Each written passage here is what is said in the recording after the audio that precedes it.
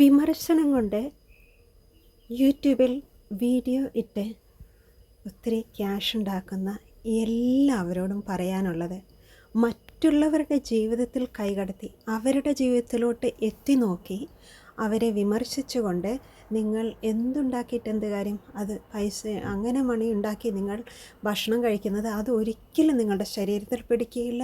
അത് കൂടാതെ നിങ്ങൾ അത് സമ്പാദിക്കാനായിട്ട് നിങ്ങൾക്ക് സേവിങ്സ് ഉണ്ടാകുകയാണെങ്കിൽ അത് ഒന്നേന്നും പറഞ്ഞാൽ നശിച്ച് സീറോയിലായിത്തീരുമെന്ന് ഉറപ്പ് ഞാൻ പറയുന്നു. ദയവ് ചെയ്ത് മറ്റുള്ളവരെ വിമർശിച്ചുകൊണ്ട് നിങ്ങളുടെ യൂട്യൂബിൽ വീഡിയോ ഇട്ടുകൊണ്ട് പൈസ ഉണ്ടാക്കാതെ ഇരിക്കുക. ദൈവത്തെ ഓർത്ത് മറ്റുള്ളവർക്ക് വേണ്ടി മറ്റുള്ളവർക്ക് കണ്ണീര് കൊടുത്തിട്ട് നിങ്ങൾ സമ്പാദിച്ചുകൊണ്ട് എന്ത് ഗുണമാണുള്ളത്? ഉദാഹരണത്തിന് ഞാനിപ്പോൾ ഈ ദിവസങ്ങളൊക്കെ എപ്പോൾ വേണമെങ്കിലും, ഞാനൊരു യൂട്യൂബറാണ്, പക്ഷേ ഞാൻ ഇങ്ങനത്തെ കാര്യങ്ങളല്ല ചെയ്യുന്നത്. ഞാൻ കുറച്ച് വീഡിയോസും പിന്നെ ഫേമസ് ആയിട്ടുള്ള ആൾക്കാരുടെ ഫോട്ടോസ് വീഡിയോസ് അങ്ങനെ ഇടുന്ന ആളാണ്. പക്ഷേ എപ്പോൾ നോക്കിയാലും ഇപ്പോൾ യൂട്യൂബ് തുറന്ന ഉടനെ രേണുസുതിക്കെതിരായിട്ടുള്ള പ്രശ്നങ്ങളാണ്. ഒന്ന് മാറി ഓരോന്ന് ചെകഞ്ഞുകൊണ്ട് വരിക. ഈ കോഴിയുണ്ടല്ലോ നിലത്ത് ചെതലിന് ചെയ്യുന്ന പോലെ ചെകഞ്ഞ് അവരുടെ ജീവിതത്തിൽ എന്തൊക്കെ പ്രശ്നങ്ങളും ഈ ചെയ്യുന്നവരുടെ വീട്ടിൽ പോയി അന്വേഷിക്കുകയാണ്, അവർക്ക് അതിലും വലിയ ഇതുണ്ടാകും. പിന്നെ ഒത്തിരി പേര് പകൽമാന്യന്മാർ, അവരുടെ മനസ്സാണ് ഏറ്റവും മ്ലേച്ഛത ഉള്ളത്. ആരാണ് കൂടുതൽ കുറ്റം മറ്റുള്ളവരിൽ കണ്ടുപിടിക്കുന്നത്? അവർ എങ്ങനെയാണ് കുറ്റം കണ്ടുപിടിക്കുന്നത്? കാരണം അവർക്കറിയാം അതിലും ഭയങ്കര അവരുടെ മനസ്സും മ്ലേച്ഛം, മനസ്സിൽ ഏറ്റവും കൂടുതൽ ചീത്ത വിചാരങ്ങളും ചീത്ത ചിന്തകളും കുറ്റവും പറയുന്നവരാണ് മറ്റുള്ളവരെ ഇങ്ങനെ കുറ്റം പറയുന്നത്.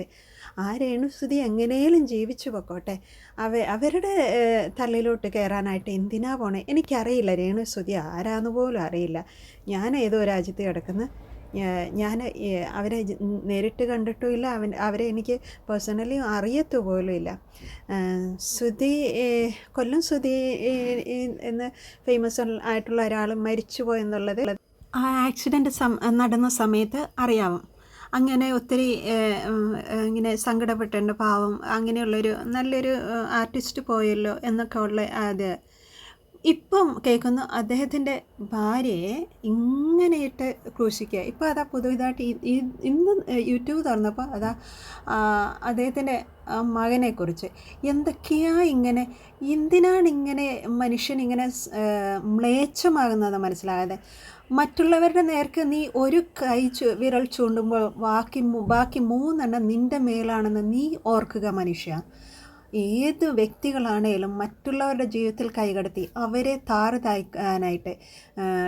താറടിക്കാനായിട്ട് ശ്രമിക്കുന്ന ഏത് മഹാദ്രോഹികൾക്കും ദുരിതം. Alas for you, I tell you, alas for you, you guys, alas for you. ഒരു തീരുമാനമെടുക്കുക. നിങ്ങളൊരു ഓരോ യൂട്യൂബും മറ്റുള്ളവർക്ക് സന്തോഷം പകരുന്നതും സമാധാനം പകരുന്നതും മറ്റുള്ളവരുടെ കണ്ണീര് പൊഴിക്കാൻ ഇടവരാത്തതും ആയിരിക്കട്ടെ എന്ന് ആശംസിക്കുന്നു.